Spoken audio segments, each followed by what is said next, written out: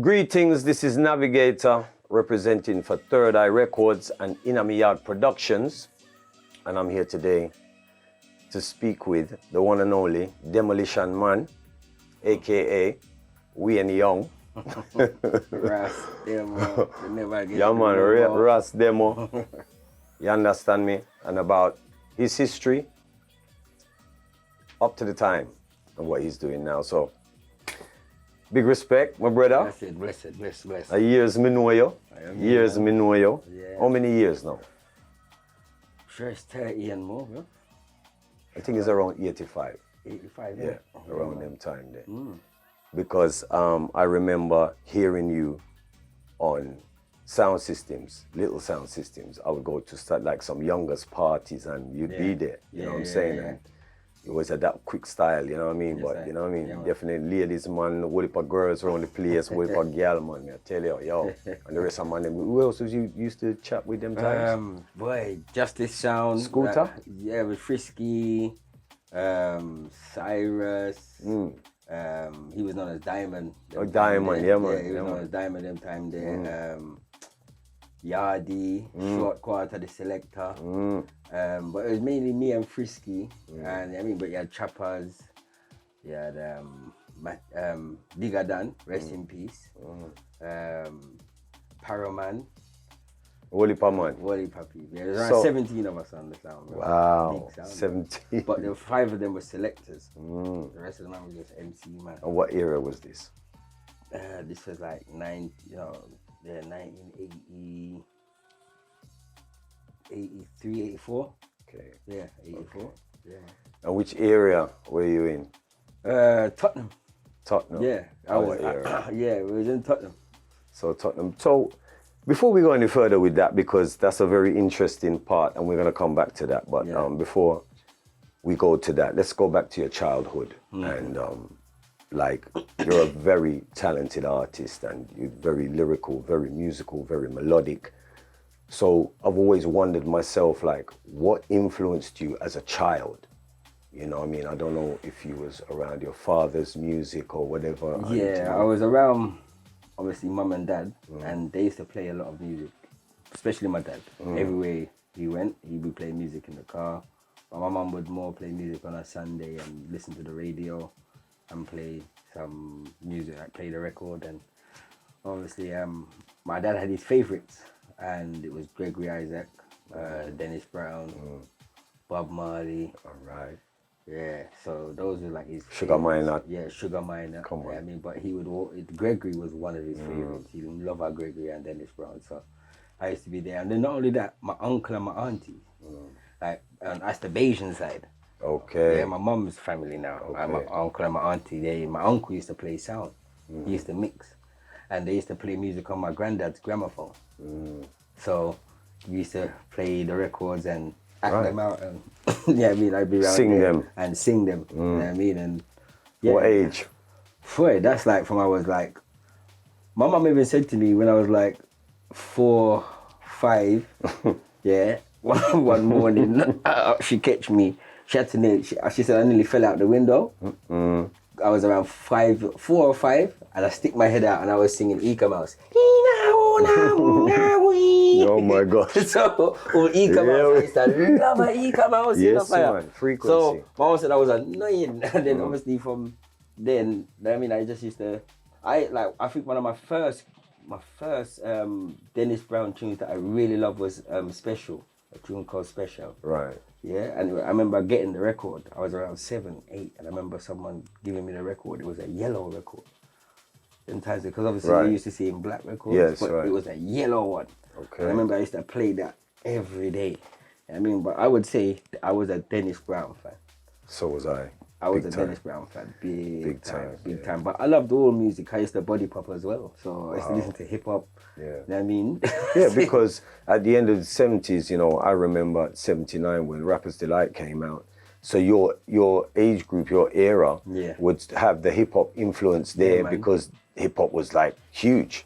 you know, and so, and obviously that led to people like Demon Boys, Million Dan and all these guys, and Rebel MC doing what he did, you know, fusing. Cool in the Gang. Cool in the Gang. Cool in the Gang, Oh my God, I used to love their tunes, trust me, you get me? So that's where a lot of the influence come. And then when I was 7 years old, I used to get free music lessons. Okay. From my next door neighbour. My mum used to work until maybe like 4 or 5 o'clock, and school finished at 3:30.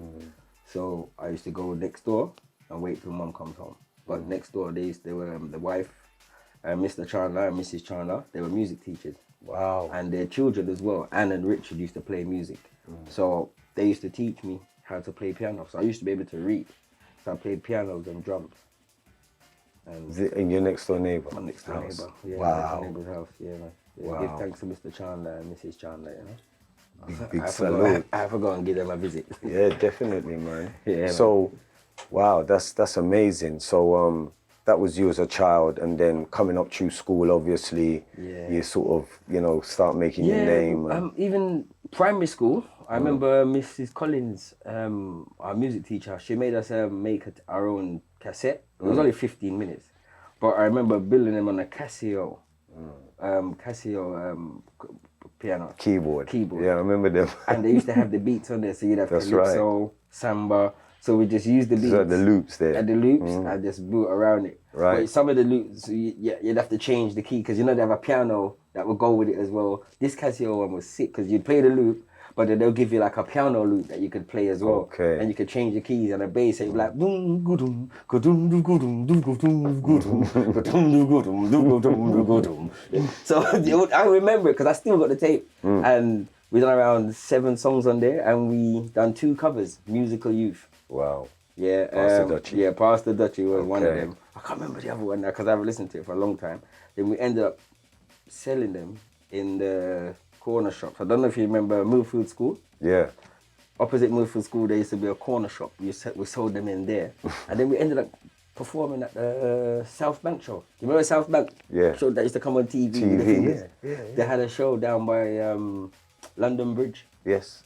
And they had a little festival thing. And we ended up performing the music. How old was he then? I was 7, 8.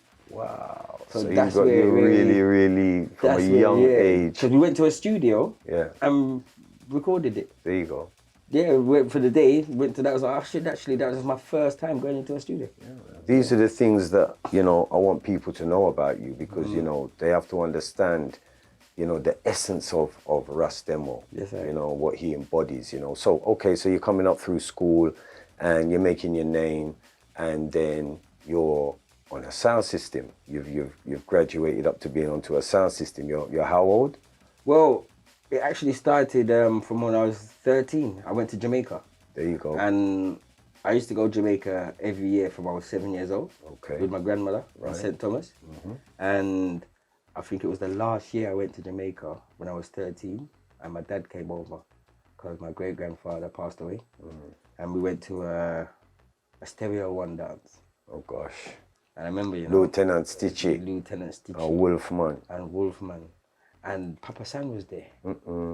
Brother, I actually watched them, because me and my dad stood on the side, because inside there was Ram and obviously the smoking. So me and my dad, look at that Terry T. Salute Terry T. Terry T, man. Yes, man. See, so I remember watching Papa San and Lieutenant Stitchy. Yeah. DJing on a calypso rhythm. Yeah. I've heard the tapes. And they said, buck up the rhythm, man. Put it past 73. And am I right this same way? As a youth, obviously, I was like, bro, I want to be able to do that, bro. Okay. And I went back to England and linked up my cousin Tintin. And on his doorstep, made my first lyrics with me and him. It was a combination that we done. Yeah. And that's when it started from when I was 13. So Lieutenant Stitchy. Yeah, Lieutenant Stitchy and Papa San. They was my big inspiration. And then I joined the sound. It was a sound called Nice and Easy. Okay. It was like a party sound. Okay. Family sound, because it was Tintin, his brother, his cousin Carlton. Tintin is who now? Sean Bernard. Okay. Yeah. Yeah, it's a long story. See, but that was like, me and him was like Bill and Ben. Okay. Like how Ragga twins? Yeah. That was me and Tintin. Okay. But we're family, we're cousins, you understand? So basically, made his first lyric. Made our first lyric, which is a combination on his doorstep. And after that, we was on Nice and Easy Sound doing our thing. And then from there, I think Tintin, he knew Leroy Natty, who was on Inting Sound. Okay. And they heard about this combination that we had. And they put us, it's like, you know, you go straight into the Lions Den. Imagine your first time ever being on a sound was on a sound clash. Okay. In the deep end. In the deep end, you know, I'm 14 years old. Okay. Going to a sound clash with King Josiah versus Inting. How ironic is that? And they ended up merging in the end. In the big White House on Phillip Lane, where the rest of them used to live. Yes, you remember the White yes, House? Man, I remember right. that, yeah. See? And guess who was on the other sound? One of the men who inspired I to harmonize and sing, Richie Nicotine Davis. Okay. And me and Tintin, it's like they had us as their surprise. Yeah. So King Josiah was doing their thing, mashing up the place, in thing, where. Because them time it was Renault, who was the big singer on their sound, Renault James. And him and Nicotine are family. It's a spa, yeah. They're family. Yeah. So, done their thing and rare. So just as King Josiah thought they got the better of us, they fling on me and Tintin. I remember standing on a milk crate. Because we were so small, Wow. the two of us. We and young and Tintin and they are rhythm. When I say we mash up the place, that's my first time ever seeing a forward. Obviously, I got the bug in it. Of course, man. Of course. Just to stop you there for a second, because this is another thing that I think people need to understand about, you know, performing and being a performer.